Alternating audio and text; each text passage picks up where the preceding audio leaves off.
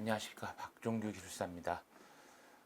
이제 많은 수험생들이 이제 실기를 준비하면서 가장 이제 어려워하는 파트 중에 하나가 기술 기준, 엔지니어링, 그리고 이제 그 문제 풀이, 계산 문제를 많이 꼽아 주셨거든요.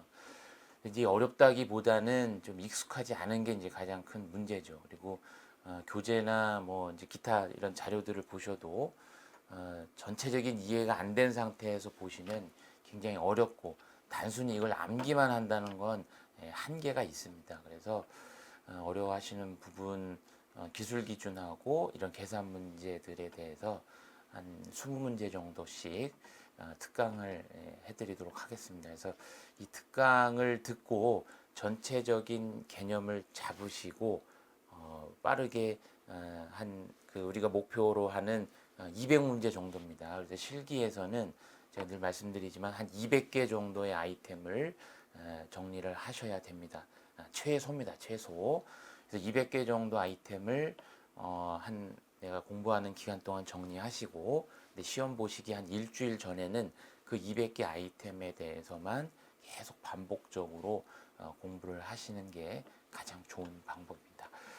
자, 오늘 이제 첫 번째 시간으로 이제 실기에서 가장 어려워하시는 기술 기준 10선 10개 정도를 한번 전체적인 개념과 흐름을 한번 정리해 보도록 하겠습니다. 자, 첫 번째입니다. 그래서 정보통신 설비, 그다음에 급전선, 그다음에 강전류 전선입니다. 강전류 전선. 자, 우리가 정보통신 설비 그러면 이런 송신부가 있고요. 그다음에 이렇게 안테나부가 있습니다.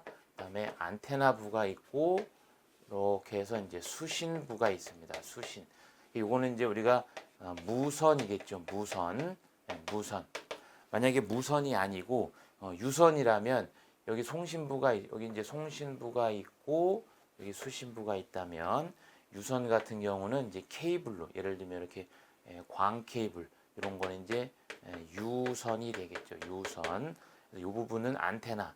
그다음에 광 케이블이라면 뭐 광 증폭기라든가 뭐 ADD 분배기라든가 뭐 이런 것들이 있을 수 있는데, 이게 이제 가장 기본적인 정보통신 시스템이 되는 거죠. 그래서 우리가 정보통신 설비는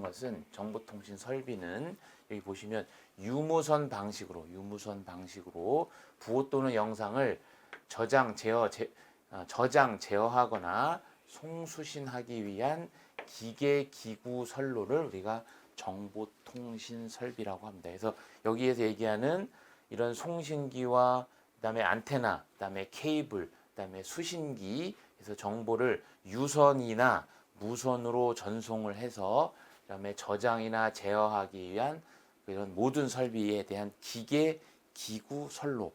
요 부분이 예를 들면 뭐 이제 뭐 기계나 이런 부분이 되겠죠. 기계, 기구. 그다음에 요 부분은 우리가 이제 선로 부분이 되겠죠. 선로. 자, 이런 부분을 우리가 전체적으로 정보통신 설비라고 합니다. 근데 이게 조금 어려운 게 뭐가 있냐면, 우리가 전기통신 이제 사업법에서 얘기하는 설비가 있고요. 그다음에 방송통신 발전 기본법에서 얘기하는 설비가 있고, 그다음에 정보통신 공사업법에서 얘기하는 정보통신 설비가 조금 다릅니다. 이제 전기통신사업법이나 방송통신발전기본법이나 정보통신공사업법에서 이 부분은 다 같아요. 용어의 정의는 같은데, 대신 전기통신사업법에서는 정보통신설비라고 하지 않고 뭐라고 하냐면 전기통신설비라고 합니다. 전기통신설비. 그다음에 방송통신발전기본법에서는 이거를 방송통신설비라고 합니다.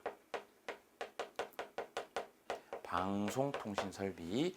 그리고 여기에서 정보통신설비는 정보통신공사업법에서는 이거를 정보통신설비라고 합니다. 그러니까 동일한 용어를, 동일한 이런 유무선의 기계, 기구, 선로를 각각 법에 따라서 용어를 좀 다르게 쓴다는 겁니다. 이걸 헷갈리시면 안 되고, 그래서 예를 들면 전기통신사업법에서 이런 기계기구 선로가 무엇입니까? 라고 하면 전기통신설비가 되고요. 방송통신발전법이면 방송통신설비, 정보통신공사업법이면 자, 정보통신설비라고 한다. 그래서 요거를 동일한 용어인데 이제 법에 따라서 조금씩 다르게 쓴다는 거. 요 내용을 좀 잘 알고 계시면 좋겠고요. 자, 두 번째로 급전선입니다. 급전선. 자, 급전선이라고 하는 것은 전파 에너지를 전송하기 위한 송신 장치나 수신 장치와 안테나 사이를 연결하는 선. 그래서 이 송신 장치의 가장 중요한 거는 여기 증폭기가 되겠죠. 그죠? 우리가 이제 앰프라고 하는 자, 증폭기가 될 거고요. 수신기에서 가장 중요한 건 뭐가 될까요? 여기서는 우리가 LNA라고 하는 저잡음 증폭기입니다. 로우 노이즈 앰프. 여기는 이제 파워 앰프가 되는 거죠. 파워라고 쓸게요, 그냥. 여기는 고출력을 쏘는 앰프가 되는 거고, 수신에서는 잡음을 로우 노이즈 앰프니까 잡음을 최소화시켜주는 앰프가 되겠죠. 그래서 요 부분이 이제 안테나가 되겠죠. 안테나. 자, 안테나. 그래서 안테나와 안테나가 이렇게 무선 채널을 연결하고 있는 거죠. 그래서 요 안테나와 송신기와 수신기 연결한 요 부분. 자, 요 부분을 우리가 요 부분을 자, 급전선이라고 합니다. 급전선. 급전선. 여기에서도 송신에서도 안테나와 증폭기를 연결한 요 케이블을 우리가 급전선이라고 하는 겁니다. 급전선. 그래서 급전선에서 가장 많이 쓰는 거는 우리가 동축 케이블하고 그다음에 도파관이 있죠. 동축 케이블과 도파관이 급전선에서 가장 많이 사용되는 거죠. 그래서 예를 들면 도파관 같은 경우는 굉장히 이제 고주파에서 고주파 예를 들면 뭐 1에서 10기가 이상 헤르츠 이상 10기가라고 할게요. 10기가. 그만큼 높은 데에서 사용한다는 얘기죠. 왜냐하면 도파관 같은 경우는 하이패스 필터와 같은 역할을 하고 굉장히 고출력의 신호를 전달할 수 있는 거니까 자, 이런 부분들은 나중에 또 기회가 되면 설명을 드릴게요. 그래서 도파관이라고 하는 급전선이 있고 우리가 통상적으로 많이 사용하는 우리가 일반적으로 많이 사용하는 케이블은 대부분 이제 동축 케이블이 있죠. 그래서 동축 케이블도 이제 두 가지가 있습니다. 그래서 50옴짜리 동축 케이블이 있고 자, 75옴짜리 동축 케이블이 있죠. 그래서 50옴은 주로 무선 통신용에서 많이 쓰고 75옴은 방송용에서 방송 우리 뭐 TV, 라디오 이런 걸 다 방송이라고 하죠. 그런 쪽에서 75옴을 많이 쓰고 무선 통신에서는 55옴용 동축 케이블을 사용을 합니다. 그래서 요 안에서 정보통신 설비와 급전선에 대한 용어를 좀 명확하게 정리를 좀 하시면 좋겠습니다. 자, 세 번째로 강전류 전선입니다. 강전류 전선. 이거는 통신 케이블보다는 전력을 공급하는 전기 케이블이에요. 그런데 여기서 중요한 건 300V 이상의 전력을 송전하거나 배전하는 전선. 그래서 이 부분이 중요합니다. 그래서 이 어떤 케이블을 절연체로 이렇게 쌓는데 300V 이상의 전력을 송전하거나 배전하는 전선을 우리가 강전류 전선이라고 한다. 그래서 이런 용어도 문제가 많이 나오고요. 여기 300V를 가로를 넣어주고 가로 채우기 문제도 굉장히 많이 나옵니다. 그래서 강전류 전선이 무엇인가? 그런데 급전선과 강전류 전선, 급전선은 안테나와 송신기를 연결하는 우리가 통신에서 쓰는 케이블이고, 그다음에 강전류 전선은 300V 이상의 전력을 전송하기 위한 송전 배전이잖아요, 그죠? 송전 배전. 그래서 송전 배전은요, 우리가 이제 여기 발전소가 있어요.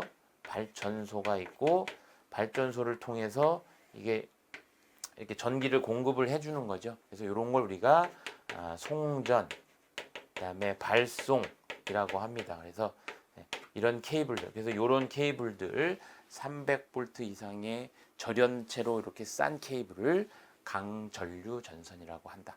그래서 이 세 가지 용어, 이 내용, 전체적인 개념들 잘 좀 정리하시면 좋겠습니다. 자, 다음 용어 한번 볼까요? 다음은 이제 통신공동구입니다. 통신공동구. 자, 우리가 지금은 잘 보이지 않는데 예전에는 이게 거리를 지나다니다 보면 이런 전화국이라는 게 있었습니다. 전화국. 그래서 뭐 국사라고 하는데요. 국사. 뭐 예전에 뭐 통신 뭐 3사들 뭐 L사, K사, 그다음에 뭐 그 S사 뭐 이런 이제 이런 통신 전화국이 있었습니다. 전화국. 그리고 여기는 이제 도로가 되겠죠. 도로. 자, 도로입니다. 도로.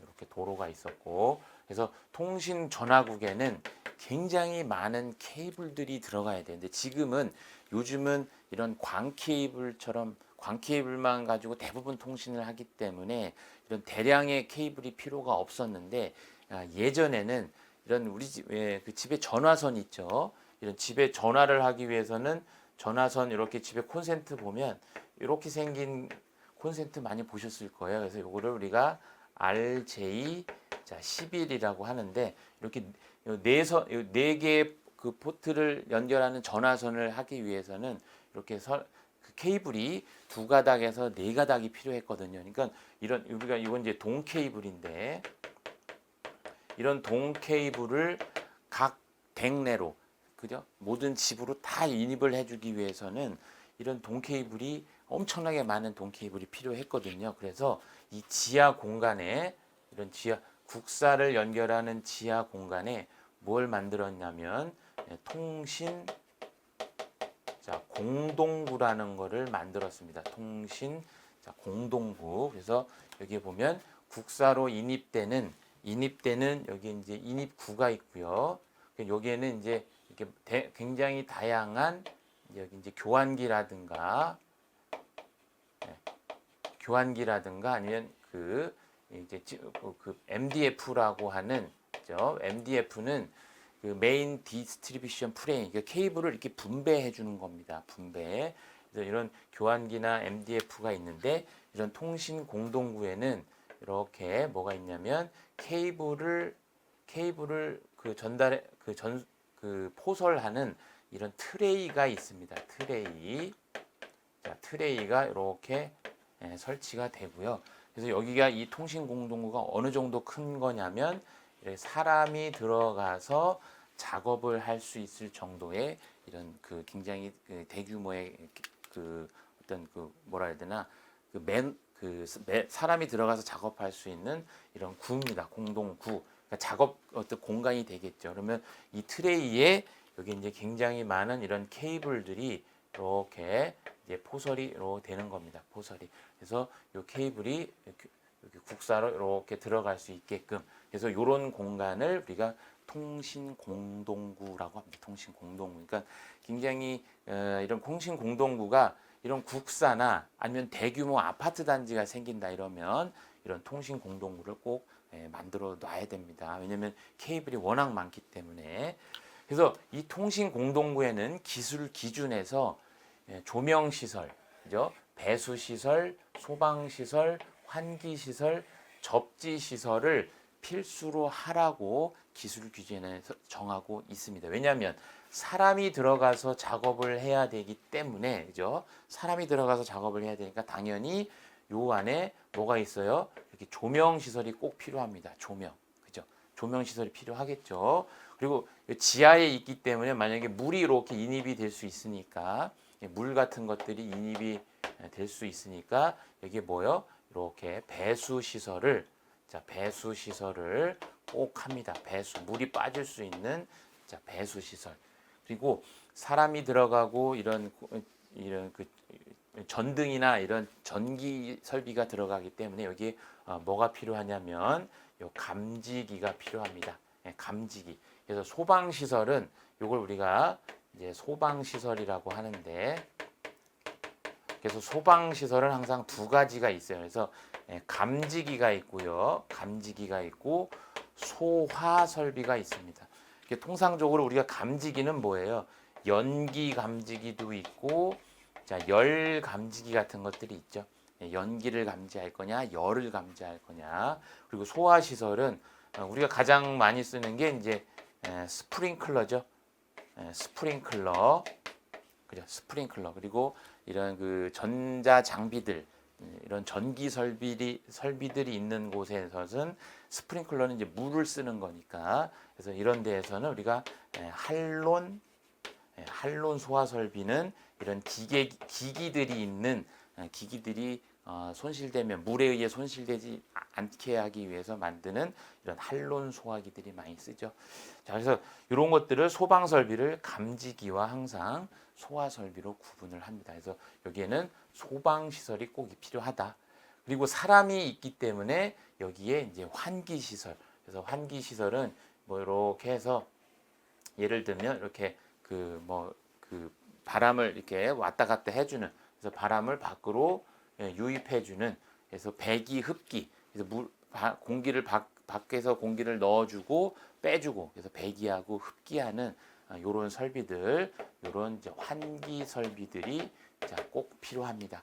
그리고 이 트레이는 대부분 이게 철제로 되어 있고, 이 케이블은 동 케이블은 접지를 해줘야 되기 때문에 요 밑에 이렇게 접지를 해서 여기에 이제 접지 단자함을 이렇게 접지 반을 만들어 놓으면 요 트레이 같은 경우 이렇게 접지를 뭐 그림을 조금 애매하게 그렇게 접지를 할 수 있도록 이렇게 합니다. 그러니까 통신 공동구의 개념을 정확하게 아셔야 되고, 통신 공동구 안에 설치되어야 될 의무조입니다. 이거 의무입니다. 법의 기술 기준에서 정한 거니까. 이걸 단순히 뭐 소명, 소방, 조명, 배수, 소방 이거 암기하지 마시고, 당연히 사람이 있고 케이블이 있고 트레이가 있으니까, 그죠?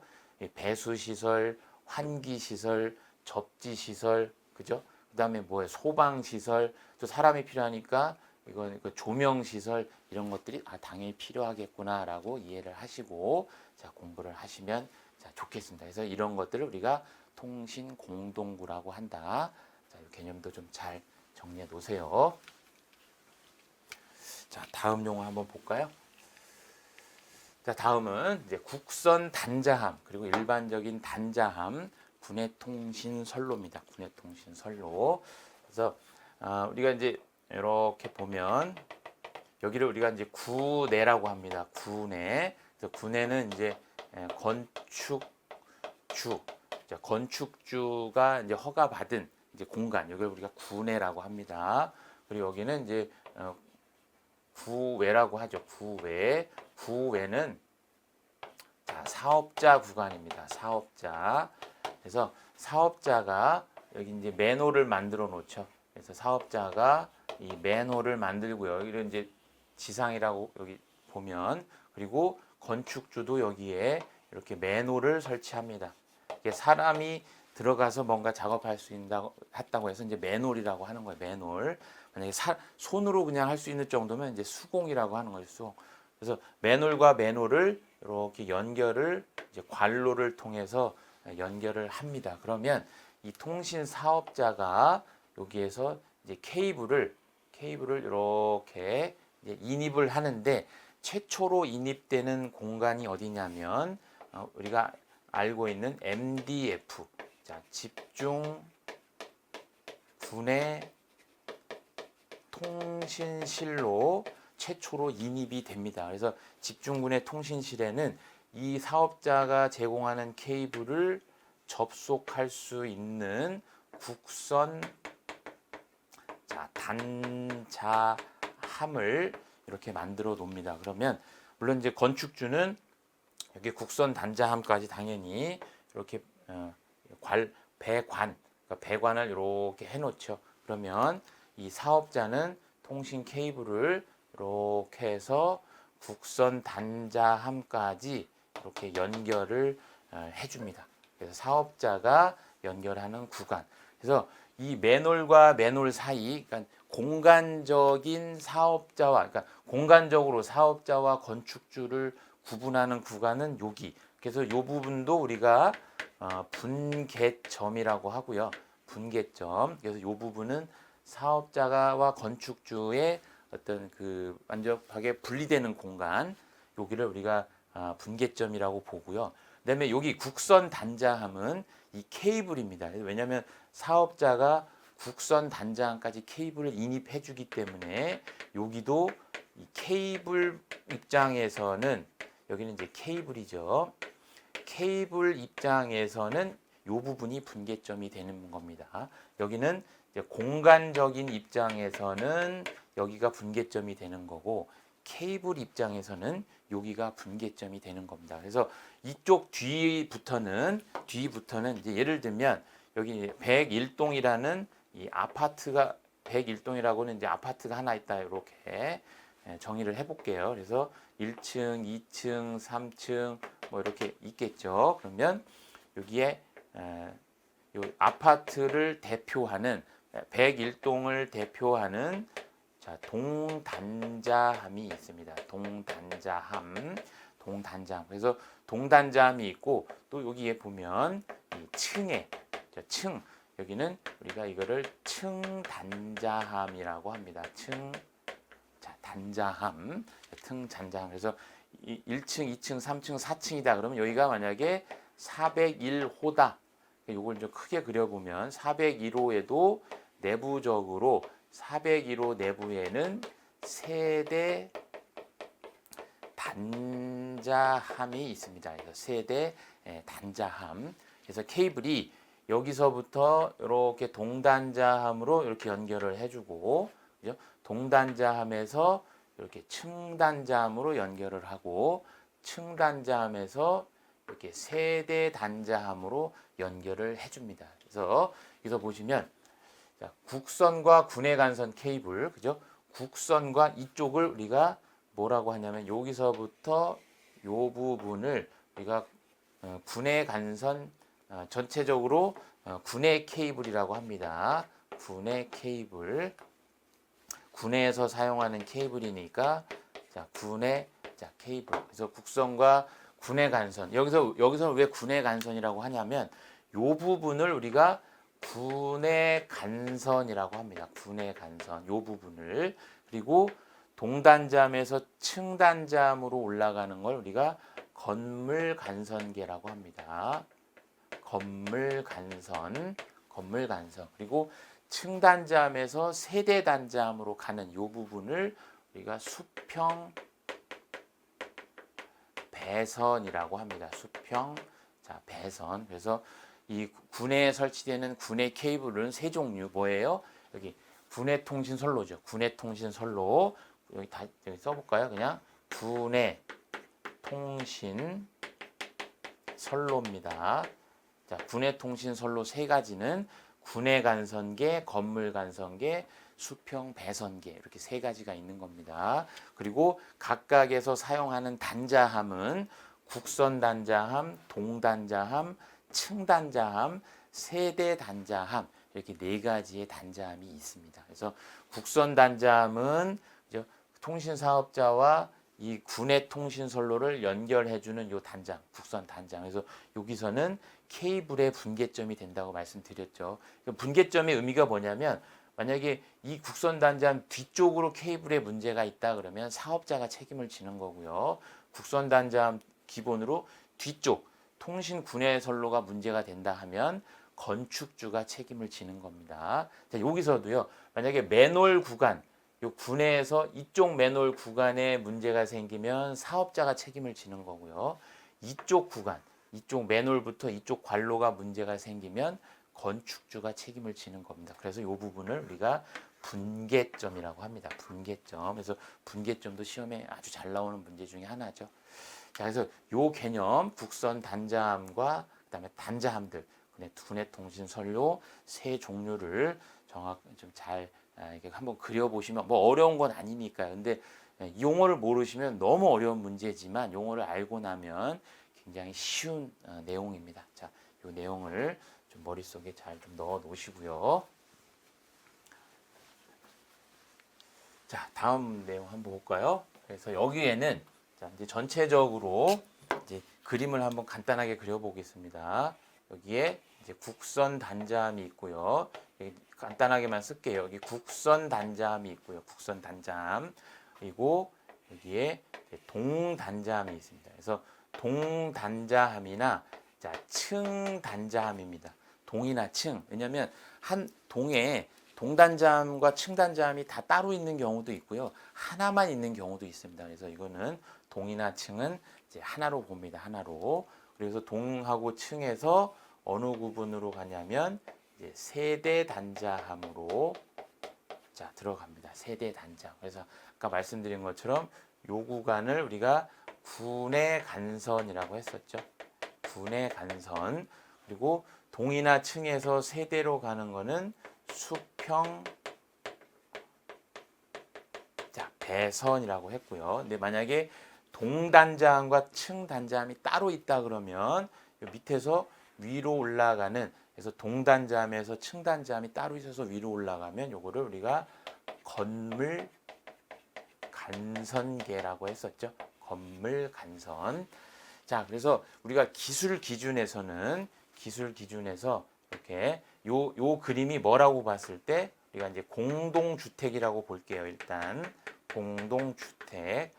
왜냐하면 세대 단자함이니까요. 왜냐하면 세대란 얘기는 어쨌든 그 가구 기준이잖아요. 그래서 공동주택이라는 조건일 때에 국선 단자함과 동단자함은 광 케이블을 12코어를 하도록 기술 기준에서 정하고 있습니다. 그래서 집중군의 통신실과 동이나 층 단자함까지는 12코어의 광 케이블을 이렇게 포설하도록 의무적으로 포설하도록 하고 있습니다. 그래서 여기서 12코어는요. 우리 통신 사업자가 사용하는 거 이거 일반적으로 통신 사업자가 3사잖아요. 그죠?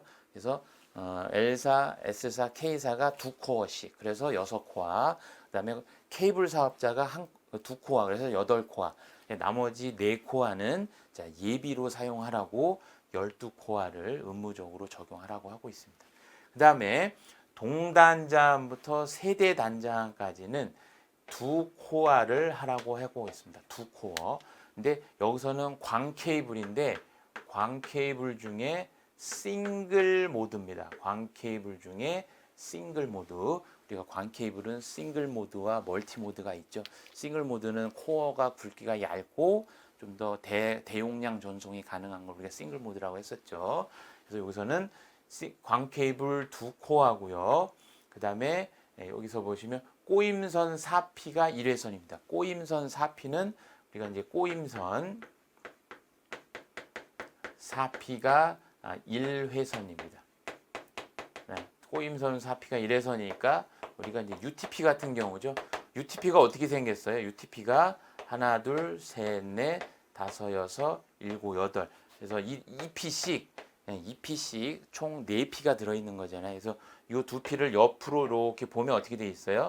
이렇게 두 케이블이 어떻게 돼 있어요? 이렇게 서로 꼬아져 있죠. 꼬아져 있기 때문에 이걸 우리가 꼬임선이라고 하는 겁니다. 꼬임선. 그래서 꼬임선 4P 1회선. 그래서 세대 단자함까지 광 케이블 2코어, 꼬임선 2코어와 꼬임선 1회선을 하도록 설치하도록 의무화되어 있다는 겁니다. 그래서 요 수치가 굉장히 중요합니다. 수치를 시험에서 많이 물어보고요. 반대로 예를 들면 여기에서 12코어를 연결하는 간선계를 무엇이라고 합니까? 그러면 군의 간선계라고 쓰실 수 있어야 되고 광 케이블 싱글 모드 2코어 요 1회선을 우리가 무엇이라고 합니까? 그러면 수평 배선계라고 쓰실 수 있어야 됩니다. 수평 배선계. 자, 그래서 요거는 이제 아까 말씀드린 것처럼 공동주택이라고 했고요. 만약에 이게 업무용 건물이다. 업무용 건물. 업무용 건축물. 공동주택은 각 세대가 있으니까 세대 단위로 하면 되지만 업무용 건축물은 이 단위가 있지 않잖아요. 그래서 업무용 건축물은 여기 세대가 아니고 기본적으로 자 10제곱미터 여기가 10m, 10m를 기준으로 설치하라고 돼 있습니다. 그래서 공동주택은 동에서 동단자함이나 층단자함, 물론 업무용 건축물 같은 경우는 주로 이제 층 단자함에서 연결이 되겠죠. 층 단자함에서 이렇게 연결이 됩니다. 그래서 10제곱미터당 광 케이블 싱글 모드 2코어하고 꼬임선 4P 1회선을 업무용 건축물은 10제곱미터당 설치하도록 하고 있습니다. 그래서 여기 동에서 실단자함 또는 인출구까지 10제곱미터당 싱글 모드 2코어 꼬임선 1회선을 설치하라고 정의하고 있습니다. 그래서 우리가 이제 이 군의 간선계, 그다음에 건물 간선계, 수평 배선계를 정확하게 이해하시고 기술 기준에서 과연 이 용량을 몇 코어, 몇 케이블을 어느 정도 수용하라는 기술 기준이 있기 때문에 이 내용을 정확하게 알고 계셔야 됩니다. 그래서 이 내용을 알고 책을 좀 이렇게 교재나 교재야 어떤 걸 보셔도 상관없으니까 교재를 보실 때 이 내용을 알고 보시면 훨씬 더 이해하기가 수월하실 겁니다.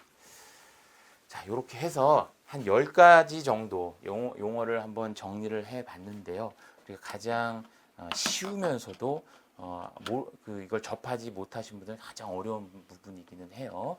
자, 그래서 이걸 좀 한번 잘 정리를 해 놓으시고 두 번째 특강에서는 나머지 10개 기술 기준에서 얘기하는 10개를 한번 또 정리해 보도록 하겠습니다. 자, 도움이 많이 되셨기를 바라겠습니다. 감사합니다.